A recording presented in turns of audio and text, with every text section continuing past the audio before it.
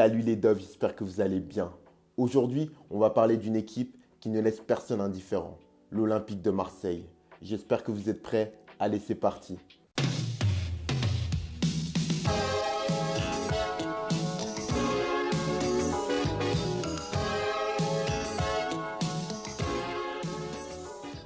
Alors dans cette vidéo, il n'est pas pour moi question de revenir sur la situation actuelle du club, sur ses problèmes, etc. Je pense qu'il y a suffisamment de gens qui sont capables de le faire et qui le font.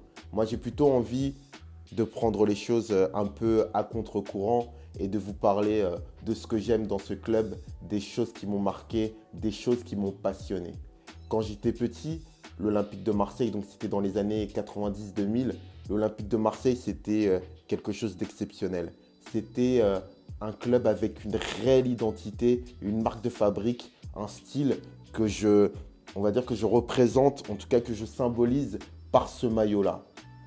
Voilà, bon, déjà c'était un écusson, moi, qui m'a particulièrement marqué, des couleurs qui étaient simples, efficaces, sobres. Pareil, un sponsor particulièrement stylé. Et je ne sais pas comment vous dire, après, pour moi, il y avait un certain, comment dire, une certaine majesté parce que j'habite pas Marseille, je ne suis pas supporter de l'OM. Donc, du coup, les matchs que je voyais de l'Olympique de Marseille, c'était le dimanche, parfois, rarement, quand j'avais eu l'occasion de regarder Canal+. Donc, c'était pas chez moi, parfois, c'était au Sénégal. Et donc, du coup, il y avait un côté exceptionnel à voir l'OM. Voilà, il y avait une certaine majesté avec l'Olympique de Marseille. Et donc, voilà, un maillot simple, sobre, efficace, qui était l'étendard, l'habit d'une équipe de caractère qui n'était pas forcément la meilleure, mais qui avait une identité propre avec des joueurs qui étaient symbole, vraiment le symbole d'une philosophie, d'une identité, du caractère, du style. Voilà. L'Olympique de Marseille, c'était une équipe composée d'individualités, mais qui était au service d'une ville, d'un peuple. Et ça, c'est quelque chose qui m'a toujours marqué. Et d'ailleurs, je suis obligé de parler des supporters de l'OM. Pour moi, en France, je dirais pas que ce sont les plus passionnés, mais je trouve qu'ils ont vraiment quelque chose à part. Il y a une chaleur, il y a un engouement, bon, qui parfois est excessif, mais en tout cas, quand ça ne l'est pas, c'est passionnant en fait d'écouter un supporter de l'OM, de le regarder. C'est passionnant. Et d'ailleurs, pour moi, je suis jamais pour l'instant allé au Vélodrome. J'ai eu l'occasion d'aller à la Commanderie, j'ai eu l'occasion d'aller dans la ville. D'ailleurs, c'est une ville qui me plaît beaucoup. Elle n'est pas parfaite, encore une fois, mais je sais pas, j'ai trouvé des gens qui étaient parfaitement imparfaits. Voilà, qui étaient dans l'excès, mais qui étaient parfaitement imparfaits. Voilà, qui étaient dans l'excès pour parler fort, mais qui étaient aussi dans l'excès pour vous aider lorsque vous aviez un service à demander. Et toujours est-il que j'ai jamais été au Vélodrome et que s'il y a bien un stade en France, moi, dans lequel je rêverais d'aller, bon, c'est possible, hein, mais je sais pas pourquoi, j'ai jamais encore eu l'occasion, c'est vraiment le stade Vélodrome. Voilà, il y a aussi Geoffroy Guichard, il y a aussi Félix Bollaert. Voilà, on va dire que ça, c'est les trois stades qui, pour moi, on va dire, se démarquent, en tout cas dans mon cœur. Je ne dis pas que c'est les meilleurs, mais ils ont pour moi quelque chose de particulier.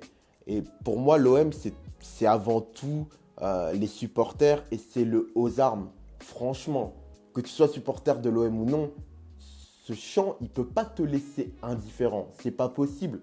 C'est impossible. Pour moi, c'est le chant numéro un des supporters en France. Quand, quand les supporters se répondent et lancent le aux armes, moi, ça me fout des frissons. Et d'ailleurs, c'est pas pour rien que Basile Boli ou Didier Drogba ont pris du plaisir à entonner ce chant-là. Moi, honnêtement, je connais vraiment, je connais aucun autre chant qui a cet impact, qui a ce charisme, qui dégage autant à la fois de fierté, d'engouement, de puissance, de charisme. Quand j'étais petit, comme je le disais, l'OM, c'était pas forcément la meilleure équipe de France tout le temps. Il y a eu l'hégémonie de l'Olympique Lyonnais qui était une sacrée machine. Mais j'ai toujours senti, alors c'est peut-être un fantasme que j'avais, je sais pas, peu importe, mais quoi qu'il arrive, il y avait une comparaison, il y avait une rivalité entre l'Olympique Lyonnais et l'Olympique de Marseille. Et Jean-Michel Aulas avait beau faire tout ce qu'il voulait, et ben, l'Olympique de Marseille, ça avait toujours ce petit truc, ce petit style, ce petit engouement que Lyon, malgré ses titres, n'arrivait pas à aller chercher. Et j'en prends pour preuve que quand je voyais n'importe quel joueur de l'époque signé à l'Olympique de Marseille, ça représentait un Graal pour lui. Ça représentait quelque chose d'exceptionnel. C'était quelque chose d'incroyable. Signé à l'Olympique de Marseille, ça symbolisait en fait, je dis pas que c'est un aboutissement, mais on va dire que c'est un passage qui vous marque à vie. Et j'avais l'impression en fait qu'il y avait des joueurs qui avaient la possibilité, par exemple, de signer à Lyon, à Marseille ou d'autres, et qui finalement choisissaient l'OM rien que pour l'expérience de footballeur, l'expérience de vie. Il y avait une aura, et qui est encore un peu aujourd'hui, bon, qui l'est moins forcément à cause des résultats, mais il y avait une aura qui était propre à Marseille, qui était tout bonnement exceptionnelle. Et moi, bon, je suis pas très vieux, enfin, bon, tout dépend à quel âge vous avez quand vous regardez cette vidéo. Bon, moi j'ai 29 ans maintenant, et évidemment, je me rappelle, moi ce qui m'a marqué, il y a eu deux épopées qui m'ont marqué. L'une, bah, c'est la première en Coupe UEFA et l'autre, non, les deux en Coupe UEFA d'ailleurs. La première, bon, c'était avec la finale perdue contre Parme, voilà, avec cette fameuse tête malencontreuse de Laurent Blanc. Et moi, rien que ça a marqué mon enfant. Je le répète, je ne suis pas supporter de l'OM, mais il y avait un engouement particulier. Coach Courbis, Bakayoko, Florian Maurice, Brando, Stéphane Porato. Moi, j'ai toujours été un grand fan de Stéphane Porato. Alors, je sais très bien qu'il a été critiqué, mais moi, quand j'étais petit, voilà, il avait un style, il avait un peu le même style que Fabien Barthez. Je dis pas ça par rapport à sa coupe de cheveux, d'ailleurs, il n'avait pas de cheveux, mais je sais pas, c'était un gardien qui était en short, qui était en maillot court, qui était bondissant. Et je sais pas, pour moi, en tout cas, l'OM de mon enfance, c'est Stéphane Porato. C'est incroyable. Donc du coup, je me rappelle de cette épopée-là qui m'a marqué. Et puis évidemment, l'épopée avec Drogba Didier et son fameux geste incroyable contre Newcastle. Donc voilà, l'OM, c'était à la fois des épopées, une aura, des supporters. Et puis, il y avait aussi ce centre... bon, malheureusement, je n'ai jamais vu un centre de formation olympien performant. Mais moi, quand j'ai vu Samir Nasri sortir de ce centre de formation, et j'en ai des frissons quand j'en parle, parce que je sentais vraiment que, je sais pas, c'était l'enfant de la ville. C'est un petit détail, mais je sais pas, c'est quelque chose qu'on ressent qu'à Marseille. Quand il y a un petit qui sort et qui est numéro 10, qui a un peu, qui a un peu de ballon, un peu de toucher, et ben en fait, ça transformait la façon de regarder Marseille, ça transformait la façon de regarder ce match de football. Et voilà, moi, quand j'ai vu Samir Nasri, c'était impressionnant, c'était incroyable. Bon, après, malheureusement, j'ai attendu longtemps. J'ai vu Bilal Omrani, j'en ai vu d'autres que je pensais peut-être les héritiers de l'OM, mais malheureusement, ils ne sont jamais arrivés. Tout ça pour dire, justement, je parlais tout à l'heure de la rivalité entre Marseille, Lyon et le Paris Saint-Germain. Bon, aujourd'hui, elle n'existe plus. Moi, c'est pas tant la rivalité PSG-OM qui m'a marqué. Moi, elle m'a jamais particulièrement marqué. Je ne sais pas pourquoi.